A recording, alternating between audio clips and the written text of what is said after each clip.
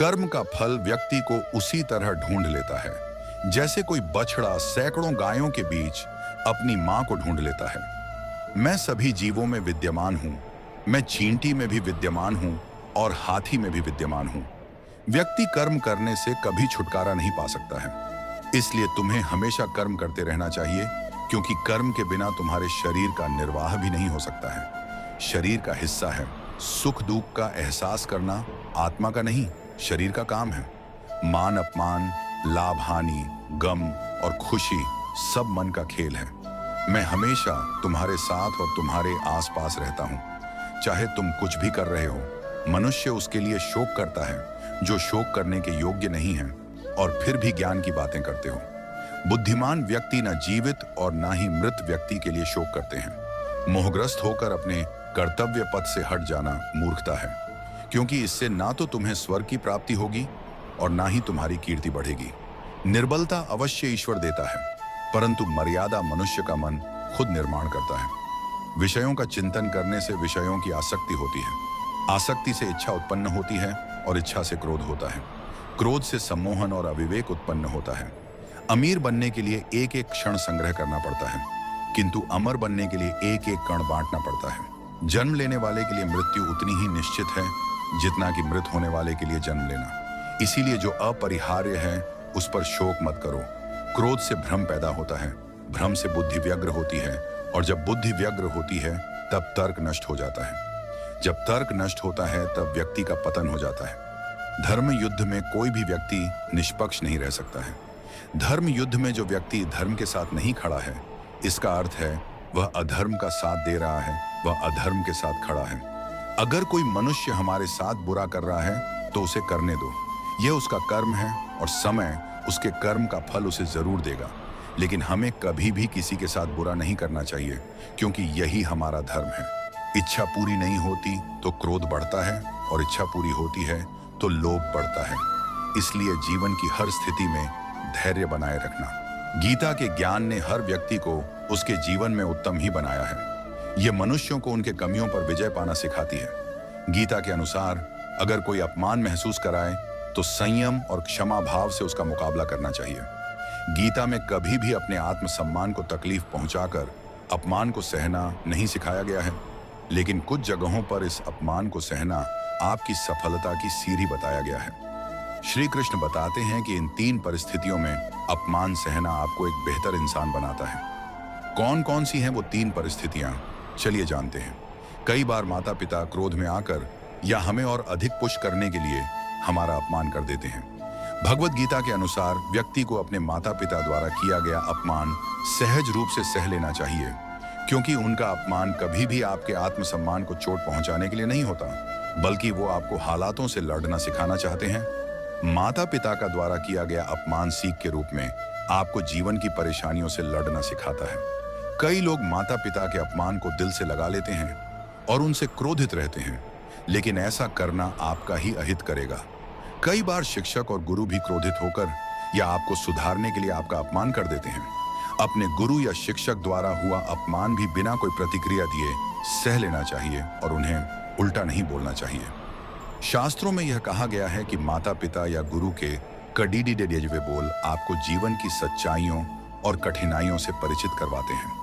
उन दोनों का आपके जीवन के मार्गदर्शन में और भविष्य बनाने में बहुत अहम भूमिका होती है। इसलिए उनकी बातों को कभी भी अपमान की तरह ना लें, बल्कि उसमें भी उनका स्नेह ढूंढने का प्रयास करें। कृष्ण के मुताबिक असली ज्ञानी वह होता है जिसके मन में अपने कर्म को लेकर वैराग्य की भावना होती है। कृष्ण कहते हैं कि ज्ञान ही शक्ति है। कृष्ण कहते हैं कि हमें अपने कर्मों को ईमानदारी से करना चाहिए। कृष्ण कहते हैं कि हमें अपने प्रयासों और सीखने पर ध्यान केंद्रित करना चाहिए। कृष्ण कहते हैं कि हमें अतीत में उलझे रहने या भविष्य की चिंता करने के बजाय वर्तमान पर ध्यान केंद्रित करना चाहिए। कृष्ण कहते हैं कि हमें खुद से बेहतर कोई नहीं जान सकता, इसलिए स्वयं का आकलन करना बेहद जरूरी है। इसका मतलब यह है कि वह इस बात में नहीं उलझता कि उसके काम का परिणाम क्या होगा। उसका ध्यान पूरी तरह से सिर्फ और सिर्फ अपने काम पर होता है। जैसे अगर कुम्हार मटका बना रहा हो और उस समय उसका ध्यान इस बात पर चला जाए कि मटका 150 रुपए में बिकेगा या 250 में, तो क्या वह अच्छे से मटका बना पाएगा? अपने कर्म में वैराग्य होने का अर्थ यही है। वैराग्य का मतलब यह नहीं कि आप कुछ ना करें और जंगल में जाकर सन्यासी जीवन बिताएं। वैराग्य का सीधा अर्थ है कि आपका ध्यान और मन केवल आपके काम पर हो, उसके फल की चिंता करने में नहीं। भगवान श्री कृष्ण के अनुसार जब हम अपने काम में इतना ध्यान लगा पाते हैं कि हमें उसके अलावा कुछ न दिखे, तब हम सच्चे ज्ञानी बन जाते हैं। जब हमारा मन किसी काम में लगा हो, तभी हमें उसमें मजा आता है। जरा सोचिए, जब आपको कोई काम करना पसंद हो तो आप कितनी जल्दी और कितने अच्छे से वह काम करते हैं। किसी को टोकना नहीं पड़ता है उस काम के लिए, और आपको वह काम करने के परिणाम स्वरूप कुछ और चाहिए भी नहीं होता है। कुछ लोगों को खाना बनाने में यह अनुभव होता है तो कुछ को बागवानी या गार्डनिंग में। कुछ लोग लेख लिखकर इस अवस्था को महसूस करते हैं तो कुछ व्यापारी व्यापार से ही परम आनंद पा लेते हैं। ये सब काम तो अलग है, लेकिन इनके साथ जुड़ी हुई भावना एक है, यह कि आप अपने कर्म को करने में इतनी खुशी पाते हैं कि उसके फल की आपको चिंता नहीं रहती। कर्म करना अपने आप में फल बन जाता है। भगवान श्री कृष्ण इस श्लोक में आगे समझाते हैं कि सच्चे ज्ञान का एक पहलू यह भी है कि हमारा हर संकल्प और हर कर्म ज्ञान से उत्पन्न हो, स्वार्थ या अहम से नहीं। संकल्प का अर्थ होता है दुनिया के बारे में हम कैसी सोच रखते हैं। भगवान श्री कृष्ण के अनुसार जो सच्चा ज्ञानी होता है, उसके विचारों में शुद्धि, सरलता और सेवा की भावना भरी हुई होती है। तो आप जो करते हैं उससे इस दुनिया को थोड़ा और बेहतर बना सकते हैं, क्योंकि आपके विचार में शुद्धि, सरलता और दुनिया की सेवा की भावनाओं का मिश्रण है।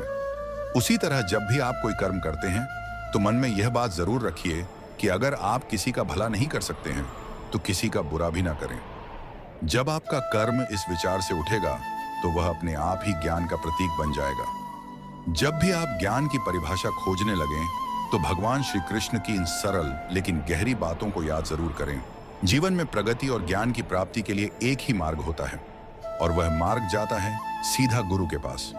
गुरु के ज्ञान के बिना हम वह सत्य तक नहीं खोज पाते जो हमारी आंखों के सामने होता है। इसलिए गुरु का होना आवश्यक माना गया है। इस लेख के माध्यम से जानते हैं कि गुरु का आखिर जीवन में क्या रोल है।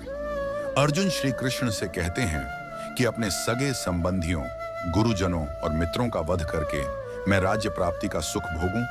क्या ऐसा करने से मुझे आत्मसंतुष्टि हासिल हो सकेगी? इससे तो बेहतर है कि मैं बिना किसी को नुकसान पहुंचाए वन में जाकर सन्यासी का जीवन व्यतीत करने लगूं। यहाँ वही भ्रांति है जो लोग अध्यात्मवादियों के बारे में रखते हैं। इस तरह की भ्रांति की वजह से लोग यह मानते हैं कि अध्यात्म के मार्ग पर चलने वाला कभी महत्वाकांक्षी नहीं हो सकता। भगवान श्री कृष्ण इस भ्रांति का निराकरण करते हुए अर्जुन को लड़ने के लिए प्रेरित करते हैं। अभिप्राय यह है कि अर्जुन यदि हथियार डाल देता तो संसार के सीमित संसाधन हमेशा के लिए कौरवों के हाथों में ही रह जाते, और कौरव उनका अनुचित इस्तेमाल करते हुए अपनी प्रजा का शोषण करते। यानी जब चरित्रहीन व्यक्ति संसाधनों के स्वामी बन जाते हैं तो समाज में कदाचार और अराजकता फैलने की संभावना प्रबल हो जाती है। इसके उलट चरित्रवान और सदाचारी व्यक्ति अपने विवेक और प्रज्ञा का इस्तेमाल करते हुए सामाजिक समरसता और सेवा भाव से अपनी महत्वाकांक्षाओं की पूर्ति करता है। कठोपनिषद में कहा गया है कि जब एक सच्चिदानंद स्वरूप सद्गुरु और श्रद्धावान शिष्य का समन्वय होता है तो बेजोड़ ज्ञान का उदय होता है। गीता में ज्ञान अर्जित करने से संबंधित एक श्लोक में योगेश्वर कहते हैं कि श्रद्धावान लभते ज्ञानम तत्पर संयतेन्द्रिय, यानी ऐसे शिष्य को ही ज्ञान की प्राप्ति होगी जो श्रद्धावान है, तत्पर है और संयमी है। कबीरदास जी ने सदियों पहले कहा था, गुरु गोविंद दो खड़े काके लागू पाए, बलिहारी गुरु आपने गोविंद दियो बताए। गुरु एक ऐसा प्रकाश स्तंभ है जो कभी अपने लिए मार्गदर्शक नहीं बनता, बल्कि उसकी रोशनी से उसके शिष्यों की मंजिलें आसान होती हैं। आध्यात्मिक ज्ञान अर्जित करने के लिए सद्गुरु का मार्गदर्शन बेहद जरूरी है। गुरु एक ऐसा प्रकाश स्तंभ है जो ज्ञान रूपी प्रकाश भी देता है और प्रेरणा भी, जो मार्ग भी दिखाता है और मंजिल पर भी पहुंचाता है। गुरु पवित्रता का प्रवाह है, गुरु नैतिकता का निर्वाह है। विश्वविख्यात वैज्ञानिक अल्बर्ट आइंस्टाइन ने कहा है कि वह गुरु ही है जो रचनात्मक क्रियाओं और अपने ज्ञान से हमारे अंतःकरण में आनंद उत्पन्न करता है। इस आनंद की अनुभूति में आत्मसात किए गए सब्जेक्ट को शिष्य जीवन पर्यंत नहीं भूलता। विश्व विजेता सिकंदर का कथन है, अच्छे रहन सहन के लिए मैं अपने पिता का आरारनी हूं, लेकिन अच्छी तरह से रह पाने के लिए अपने गुरु का। वायु